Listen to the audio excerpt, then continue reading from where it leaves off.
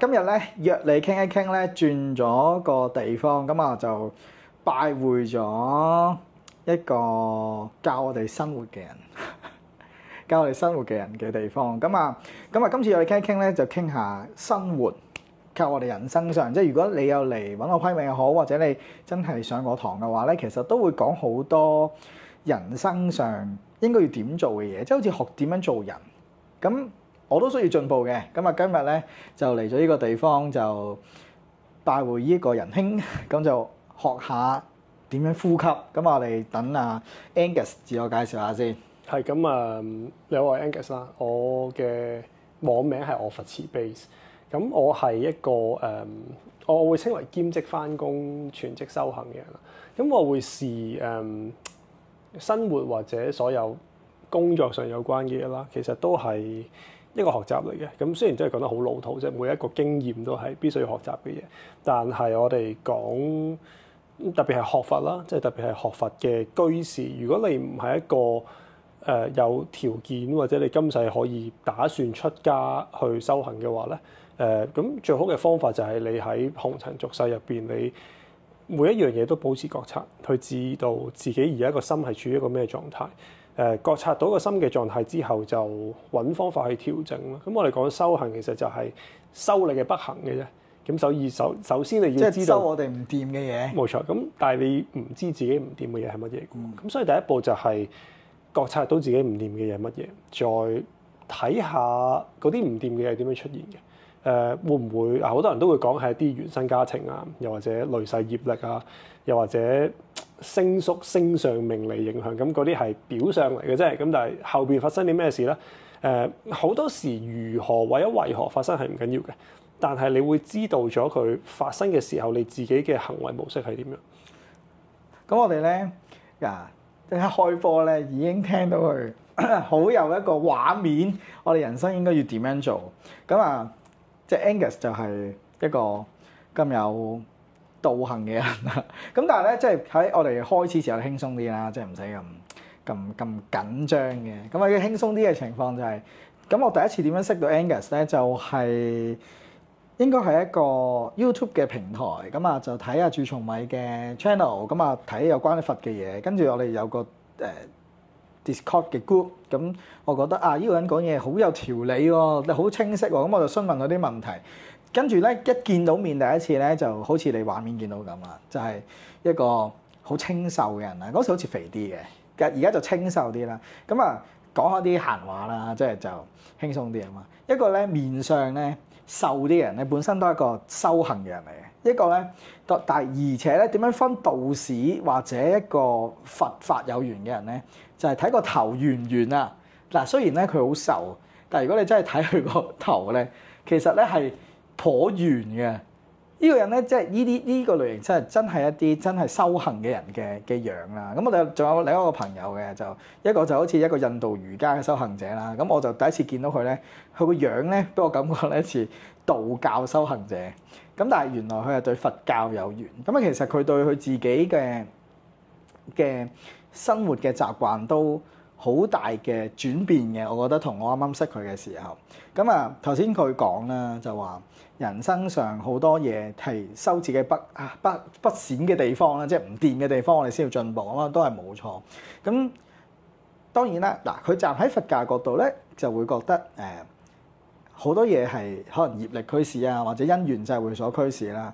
咁有時喺術者嘅角度，即係我呢啲咁啊，即係我哋呢個低下啲嘅五行術者嘅睇法，就係一個八字咧，其實係蓋含咗你嘅人生嘅設計圖。而呢個設計圖裏邊，表面上我哋嘅性格特性啊，所有行為思想咧都受佢所影響，但係佢唔係決定你嘅，但係佢就影響你啦。但係其實佢都有內藏咗一啲會反映到你性格嘅問題特點，或者你困惑嘅地方。即係譬如一個人根本就無心向努力去工作嘅，但係偏偏個心咧就好想追尋呢啲名利嘅話，咁佢有一種矛盾咯。呢種矛盾就令到人生會產生一種困苦。咁所以如果喺我嘅角度就係一個人，其實如果遇到呢啲咁嘅問題嘅時候，佢應該點樣去面對去解決咧？有時唔係去即係你睇八字唔會解決到噶嘛。即係喂大佬，我叫你去唔好玩或者努力啲，其實你未必驅使到。有時可能係我哋要向另一個方向去行，或者可能精神層面上去行。咁就譬如可能佛法，我成日都叫人去接觸下佛法，學下佛經，因為對人類嘅進步係好好嘅。咁啊，或者對一個人嘅成長會好好。咁今日就好希望啦，就用一個最入門嘅方法，就係呼吸。冇錯，就去學下點樣做人。咁點解呼吸係咁緊要嘅咧？點會講呼吸咧？就係咁學佛，我哋就會有3個大嘅 pillar 啦。戒定慧啦，即係戒就係你要持戒去令到你嘅生活去清閒少少咯。因為喺佛陀走嘅時候，咁有好多弟子就喊到 feel 啡嚟咁，點算啊？老師你走咗，我哋點算啊？咁佛陀就好有型咁拋下一句：我走咗之後就以戒為師，咁就戒律就會係你嘅師傅。咁其實隨住戒律有唔同時代嘅演變，你點睇咧？如果你覺得戒律為師傅，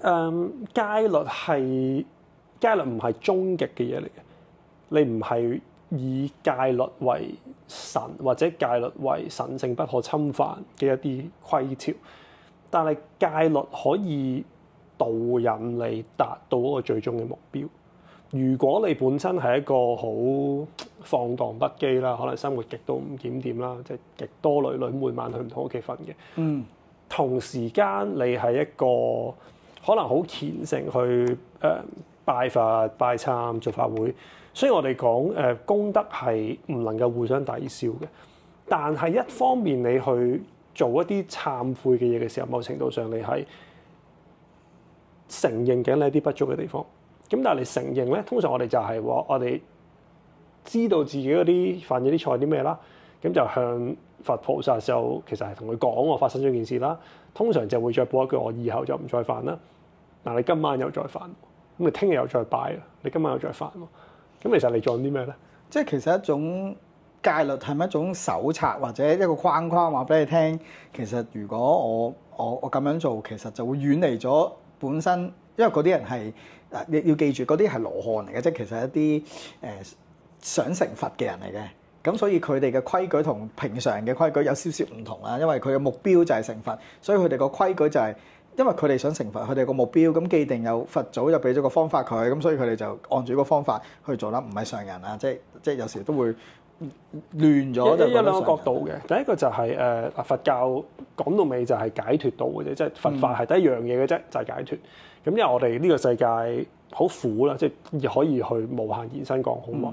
但係 in general 咁講就係你所有快樂都會有完結嘅一日，所以終極地嚟講咧都係苦嘅。例如我哋出世就等同我哋必定會死亡，咁所以出世同死亡係必定掛鈎。所以你出世好開心咧，就等於你死亡有幾痛苦。咁呢個係 bound 住埋一齊嘅。咁當我哋知道咗我哋一定會死啦，終歸有好多都帶唔走嘅時候咧，咁我哋就話要脫離呢個苦海，唯一就係完全地解脫。我哋由呢個輪迴嘅遊戲入邊登出，我哋唔玩呢個遊戲啦。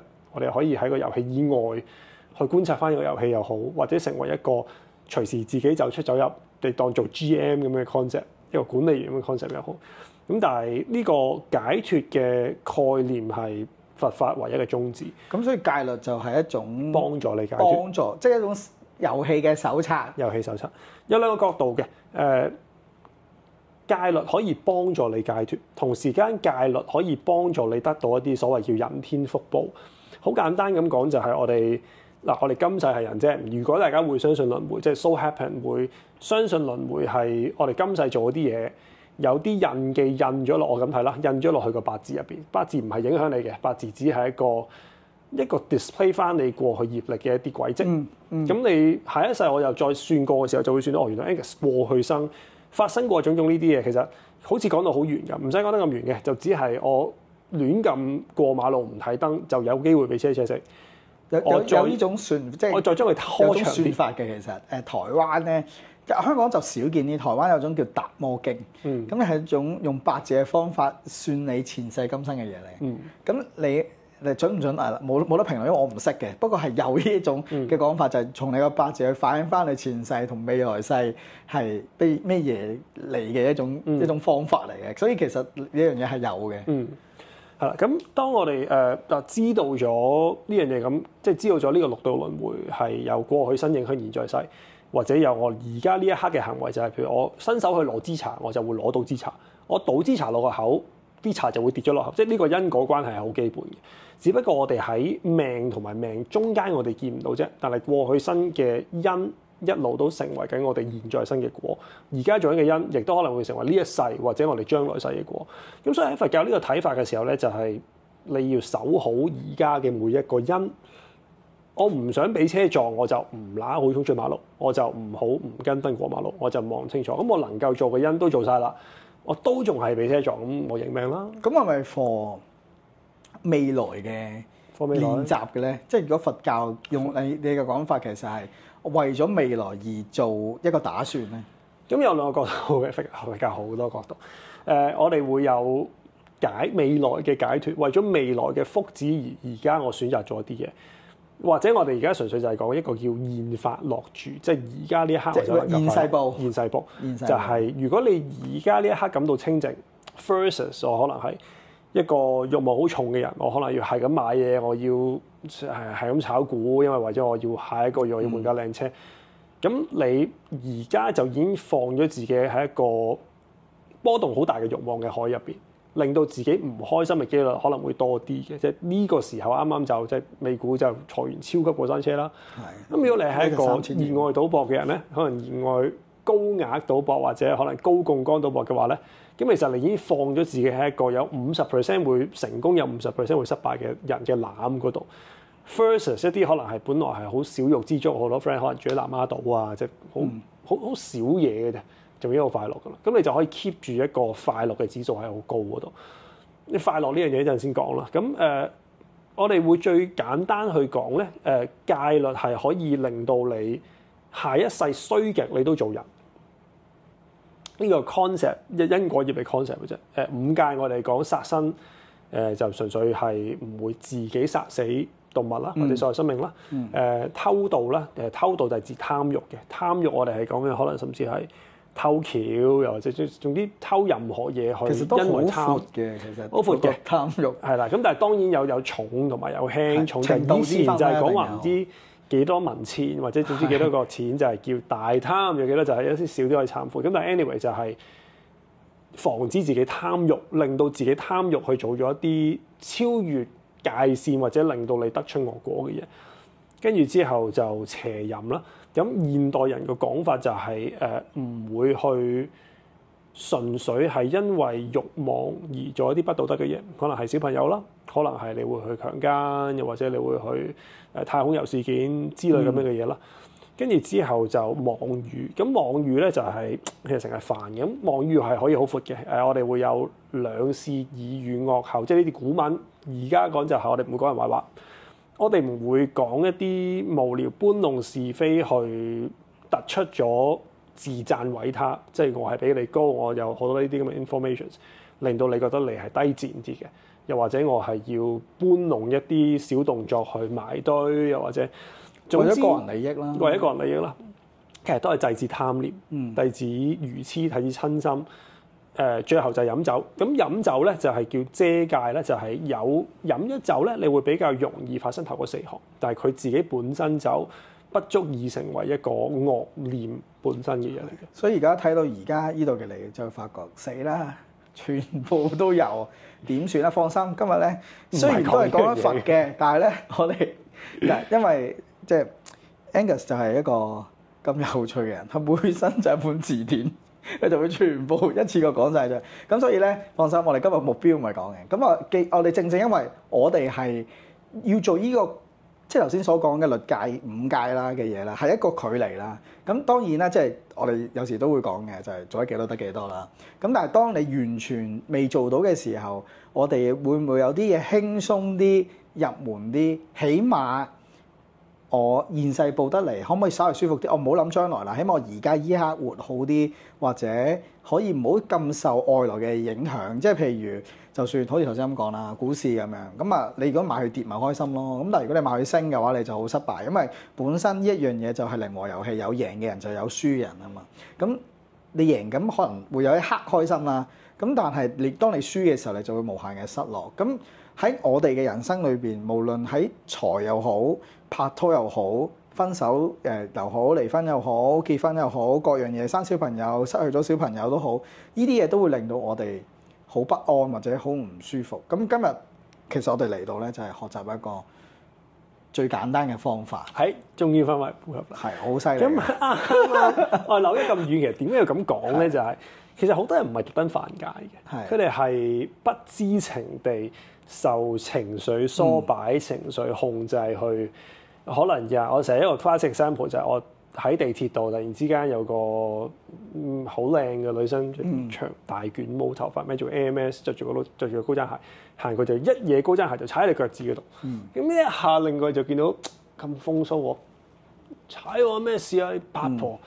嗰一下你可能未必好有心地去講呢番説話啦，但係你嗰下嘅腳趾真係好痛。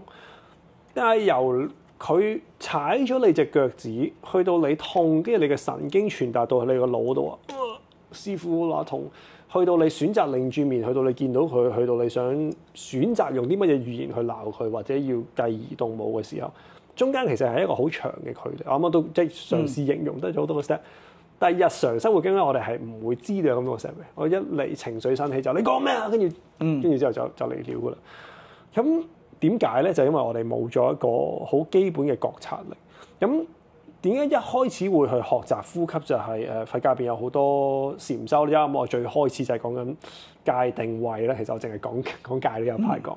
咁啊，因為戒而能夠生定啦。咁啊，定嘅時候，我哋就會透過一啲靜坐、禪修、冥想啫，用咩名都好啦。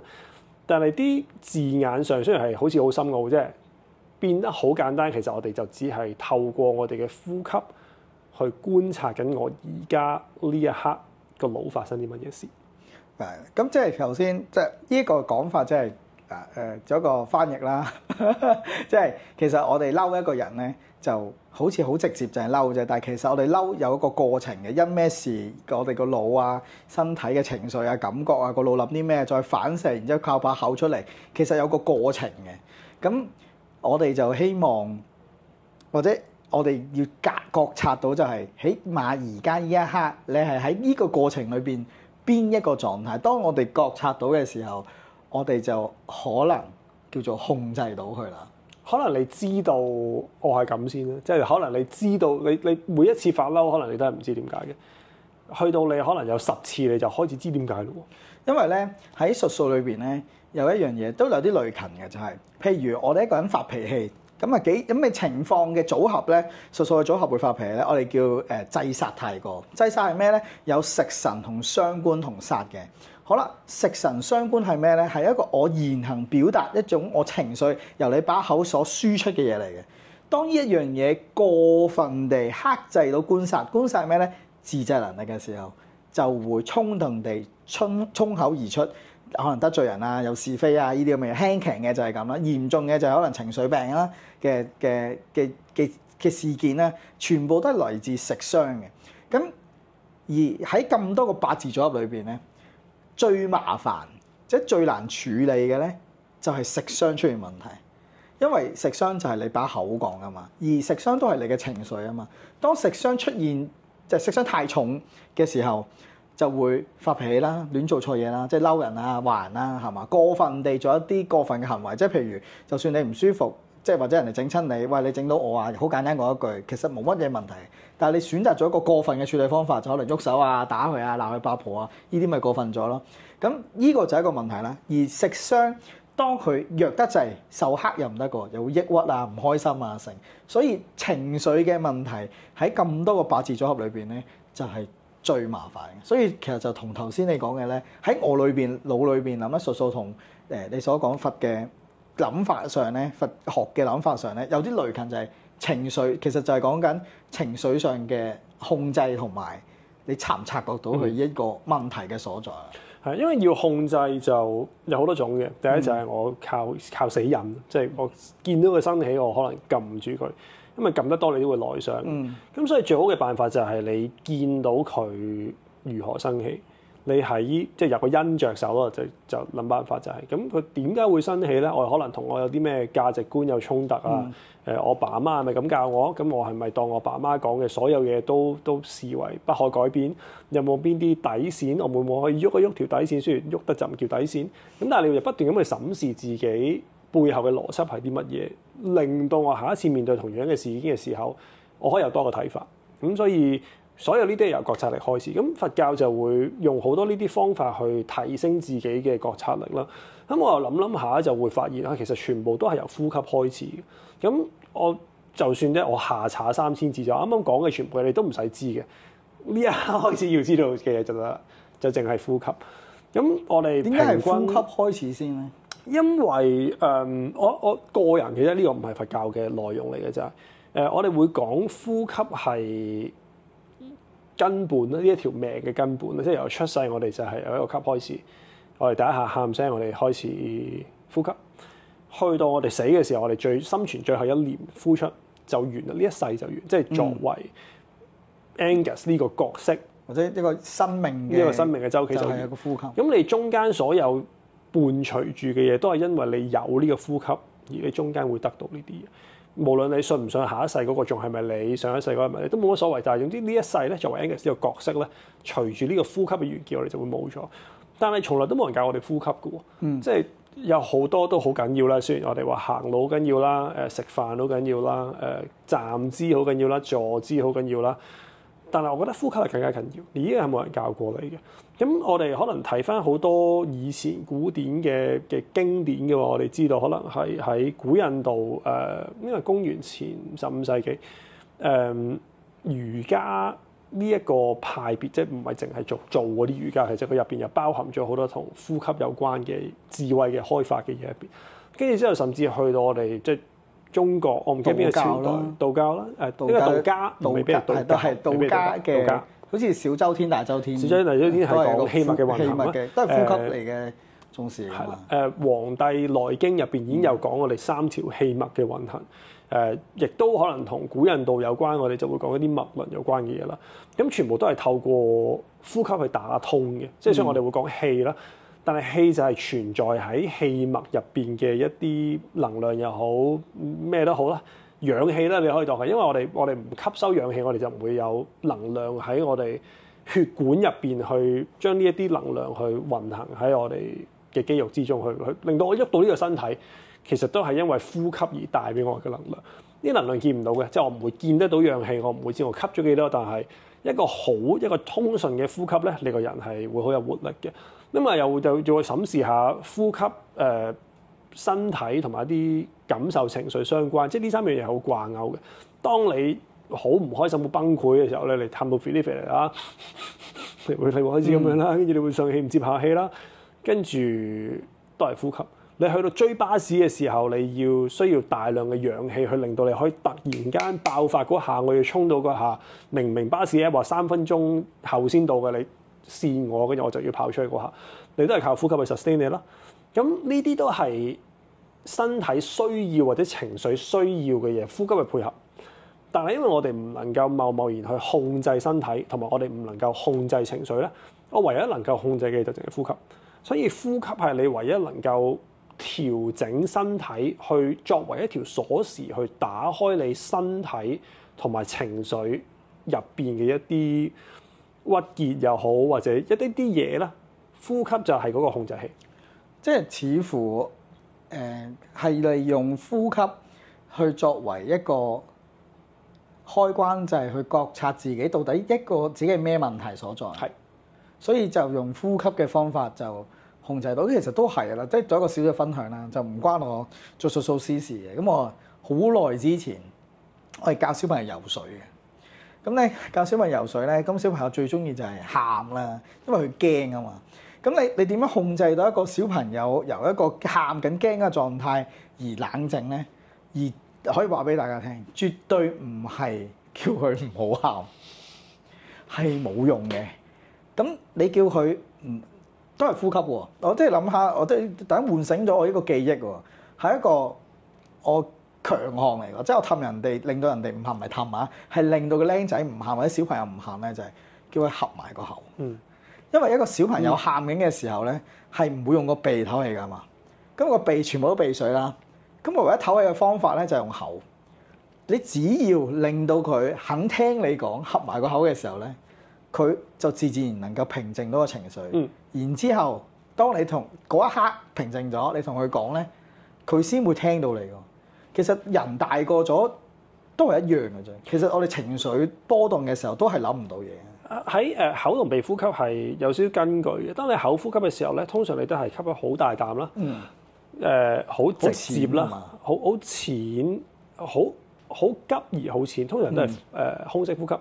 如果你用鼻嘅話咧，你係其實 moisturize 咗，因為你鼻毛雖然鼻毛麻煩啦，但係鼻毛係會幫你滋潤翻你嘅鼻水，濕潤咗啲，你吸落去係會暖啲，咁你會吸得舒服啲嘅。所以如果你喺一個極端緊張嘅狀態咧，上氣唔接下氣咧，你一定用口，因為係好快嘅，最直接令到有氧氣入到你個肺部。但係如果你要調整情緒嘅話咧，我哋會用翻個鼻嘅呼吸啦。再講深啲，其實左右鼻孔自己係楞住唔同嘅交感神經，一邊就係負責能量，一般就係負責平靜。咁我哋例如你 feel 下兩邊唔同嘅鼻，又會有啲唔同嘅分別。所以就係要利用呼吸地調整自己情緒，或者令到自己知道自己喺自己咩情緒嘅 part，即係了解自己嘅過程嚟嘅，即係或者就係對自己身體嘅掌控嘅一種方法嚟嘅咧。冇錯，我哋可以估下1分鐘呼吸幾多次，我哋可以試下即係。即係我哋趁大家呼吸試一試下。可以。我哋做一個1分鐘嘅計時，大家一齊去計下自己幾多呼吸。咁因為我有練習開呼吸咧，我係可以將呼吸調到好慢，但係我哋都可以試一試一個日常嘅基準大概係幾多。好，1分鐘，3、2、1。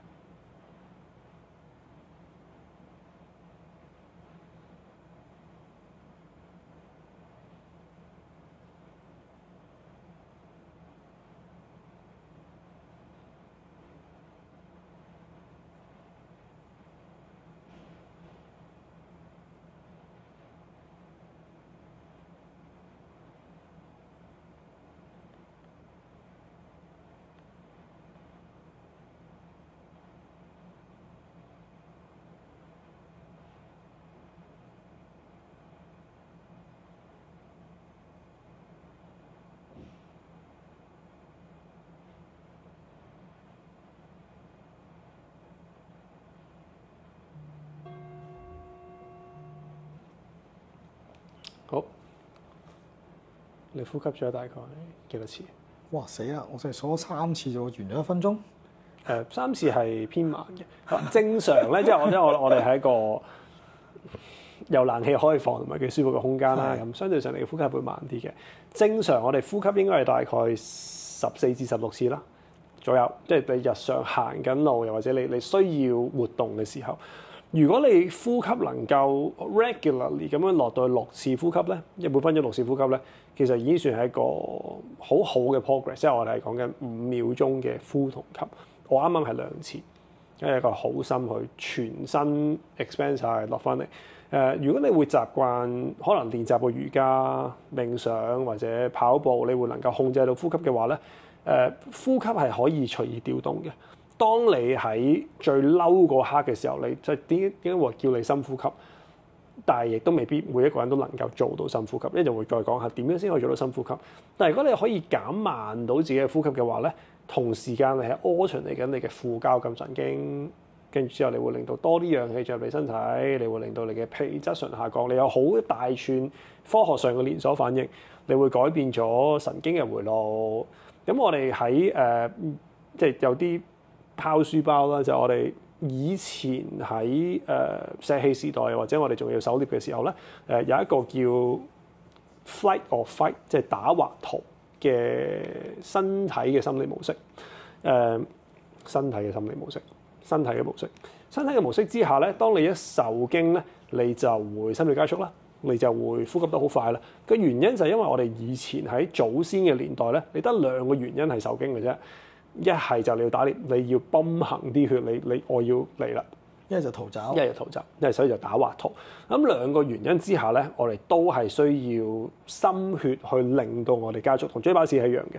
但係而家咧，我諗除咗追巴士之外，你日常好少需要爆發，但係你就經常都爆發。爆發嘅原因可能你因為收到個 email 啦，你收到 email 就好嬲啊！好嬲，咁我就啲學生激親我，好嬲。我就想打滑逃啦。咁但係喺嗰刻咧，我哋現代人嘅社會其實未必好需要。我哋講啱啱嗰啲係石器時代，講嘅係可能係即係200萬年前由人類開始一路去到12000年前，去到5000年前嘅一啲部落社會。去到而家嚟。係我哋係講緊工業社會係18世紀、19世紀，去到互聯網年代。去到我哋而家咧，其實我哋係急速發展咗，但係我哋 DNA 入邊仲有好多呢啲咁嘅習慣、慣性又好、業力又好，總之係儲存喺我哋身體入邊一啲模式咧，係改變唔到嘅，即係唔係一朝一夕改變到嘅。咁所以我哋要做到嘅嘢就係，我知道自己嗰下嚟了啦，我手動調整。當年高登咪得閒就有啲 post，我哋轉為手動呼吸，我覺得好利益眾生。因為當你係 feel 到手動呼吸嘅時候咧，你就開始察覺到我呼吸嘅 quality 啦，我翻去呼吸啦。即係話，如果我人生上遇到困難情緒，第一樣嘢咧就唔係覺察到先，第一樣嘢咧就係調整你自己呼吸先。隨住調整呼吸，覺察力提升，覺察力提升，再覺察到你為何會生起呢個情緒。即係嗱，我哋數理化啲啦，就係我嬲，咁嗰下咧就唔好嬲住，咁啊同自己講，不如深呼吸下先。咁我深呼吸嘅時候咧，我會覺察力會提高，咁我就可以判斷到到底我係嬲緊啲乜嘢，或者我而家係一個乜嘢嘅情緒。冇錯，喺情緒生起之後咧，通常你個腦咧就會有啲 suggestion 俾你啦。通常都係屎橋嚟嘅，就係我不如我 panic，不如我後悔，不如我擔心。咁屎橋係因為呢個腦會防止我哋創傷嘅，咁所以佢就會有呢啲屎橋。咁所以我哋其實可以唔使理個腦同你講啲咩嘅。點樣唔理佢咧？就係透過呼吸，就同我腦講：得啦，你冷靜，你唔使打滑圖。我呢一刻只係收到個 email 啫，我可以冷靜地、理性地回覆。我就如果睇到與神對話咧，有3集嘅，有3期嘅。與神對話咧就唔記得邊一期啦，但係期都有講嘅，就係個腦咧佢成日會呃你嘅。會講大話昆你嘅，就叫你唔好信個腦嘅。咁你當然啦，佢個內涵嘅意義就比呢件事長啲啦。咁但係其實就係有即係類似嘅意思，就係個腦所講出嚟個 option 其實未必係最好，而係一種衝動嘅一個現象，會令到你做錯事嘅。係，所以我哋透過嗱咁，我哋第一個練習就係知道自己呼吸嘅 pattern 啦。第二個練習或者第2或者第3個練習咧就係。當我憤怒嘅時候，我要記得翻返嚟呼吸。好難嘅，我覺得會唔會最難係呢個咧？即係呢個係難度同我同你講話做運動係有益身心係一樣嘅，隻鬼唔知咩，但我唔得噶嘛。所以你就要點得咧？點可以做到咧？就係用練習一個新嘅習慣去打破舊有嘅習慣。就係首先我而家就一巴咁升落你同佢講，你本身嘅呼吸咧係身體昆嚟嘅，你係唔需要呢個狀態嘅。咁你起碼你被升完之後，你好似係咁喎，咁啊下一步就係要再制定一啲計劃啦。可能我就話最慣常去講就我每日我要抽5分鐘出嚟呼吸，因為我哋每日大概可能呼吸2萬至2萬幾次啦。你可能冇真係呼吸過嘅，因為你每一個呼吸咧都係 passive 嚟嘅，我做緊其他嘢，我順便呼吸，不嬲都係㗎啦，因為呼吸係理所當然㗎嘛。但係如果你冇專注地呼吸過嘅話咧，其實你唔知自己呼吸嘅 quality 係點。去到 quality 入邊又開始好多嘢可以講。首先我哋啱啱會講話口同鼻呼吸啦，有一啲人係成日都有口呼吸嘅，咁我哋個人就話可能相對就好緊張啦，個膊頭縮起咗，因為你一呼吸好短嘅話咧，咁你胸個膊頭就會成日都收緊啦，你好緊張。咁你首先放鬆落嚟啦，去覺察下我而家係用啲乜嘢方法去呼吸。去覺察下我吸嘅時候係順啦，定係唔順啦？吸得快啲定係呼得快啲？我哋就開始知道呼吸嘅 quality 係點樣。咁有好多練習可以做嘅。最簡單嚟講就我哋試下做胸式呼吸啦。最簡單就係呼吸嘅時候隻手擺個胸度啦，咁你就會 feel 到，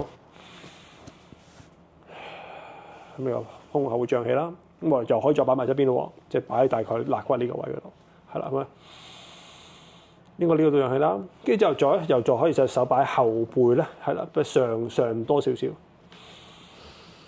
有冇脹起啊？後背冇啊，係啦，咁即係你個背好緊。Suppose 你個呼吸咧應該係識個波咁樣呼吸嘅。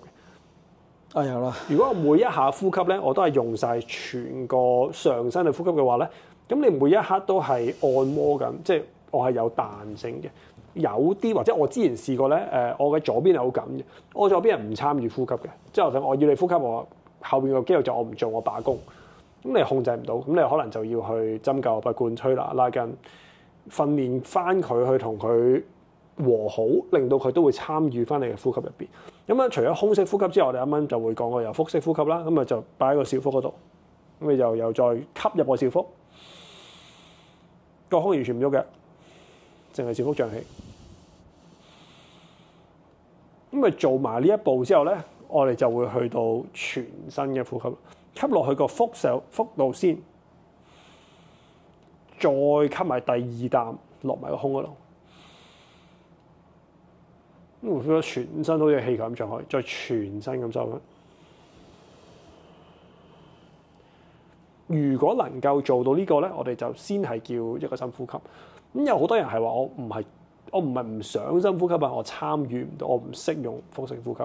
就咁上 YouTube 揾啦，如何腹式呼吸啦，嘥你2分鐘嘅啫，效用係一世嘅。咁你就咁瞓低，你就會自然係會用個肚呼吸噶啦。你攞咗呢個感覺之後，再坐翻喺度做，咁啊再啱啱就會 feel 到我呼吸嘅時候，可能有啲位唔順嘅。我哋就會你可能每日用嗰5分鐘去 check 下自己呼吸順唔順啦。最經常性會發現就係可能你會喉嚨某一啲位可能有啲肌肉卡住咗嘅感覺。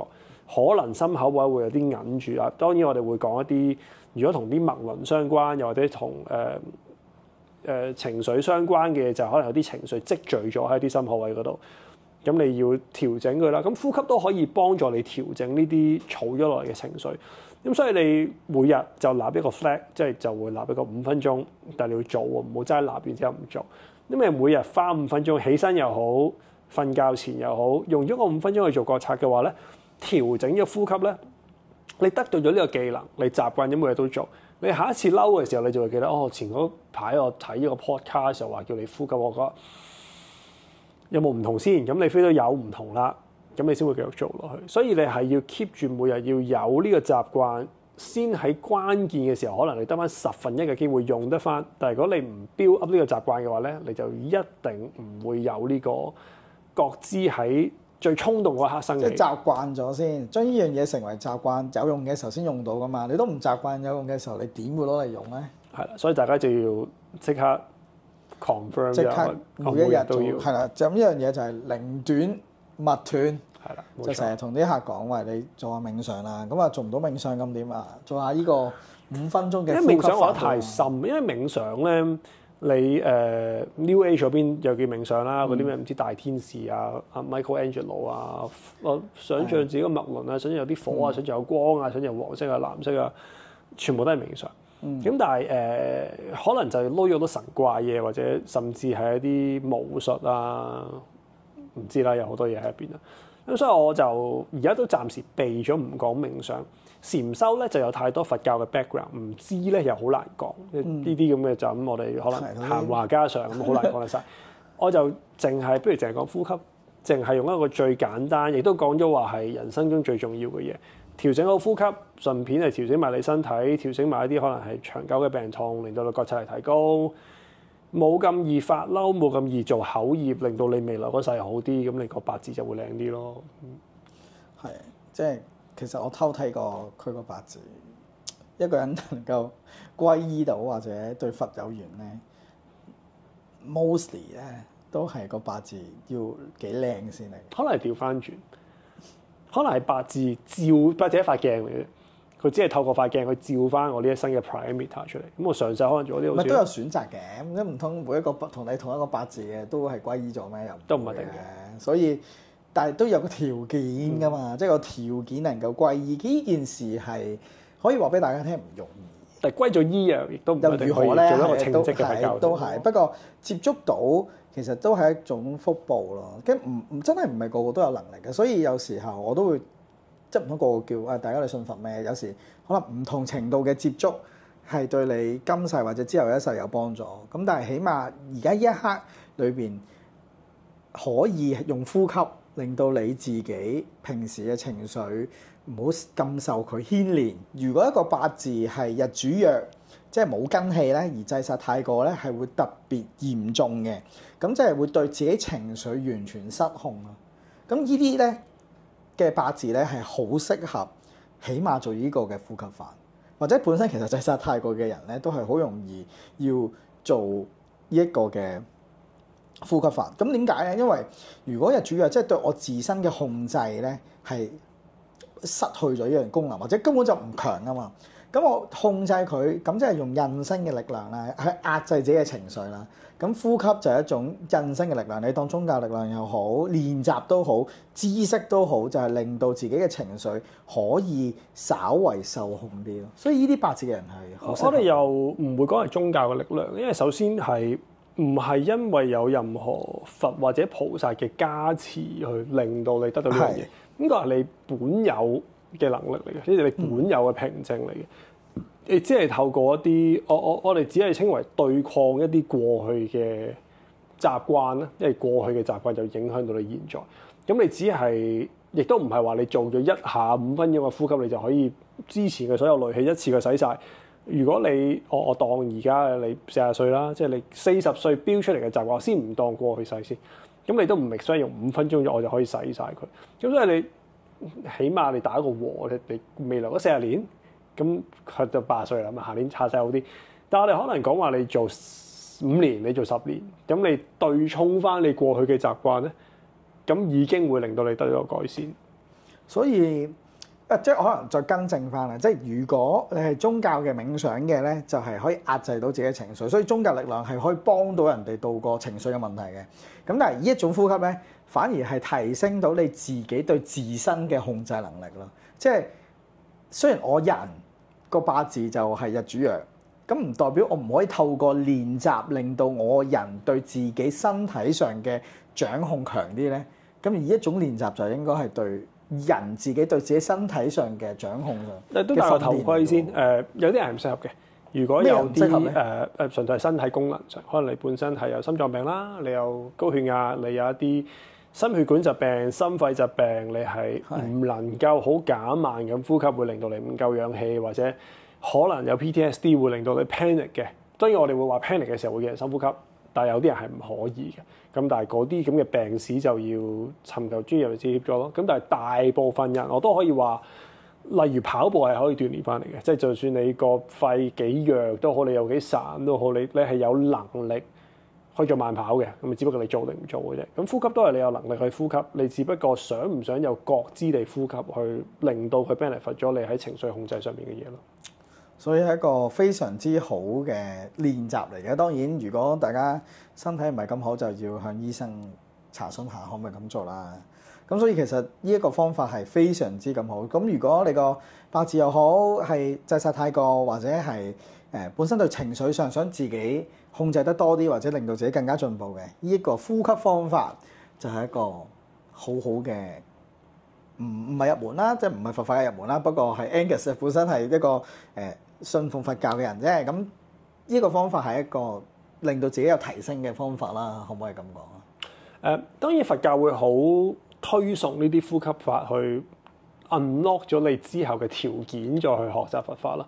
但係如果你純粹當為一個冇宗教性嘅方法嘅話咧，我甚至係可以講話你每日返工可能開嗰個俾人捽數嘅會之前，你都可以用翻5分鐘。你每日入去你都係定係開完先做咧？你開完去攞嚟調理你中間承受壓力又得，你開之前去令到你身體嘅狀態或者你個人醒啲，亦都得。咁其實呼吸法去到再深入啲係可以改變你身體嘅温度啦，即係可能有啲叫拙火瑜伽、拙火呼吸法。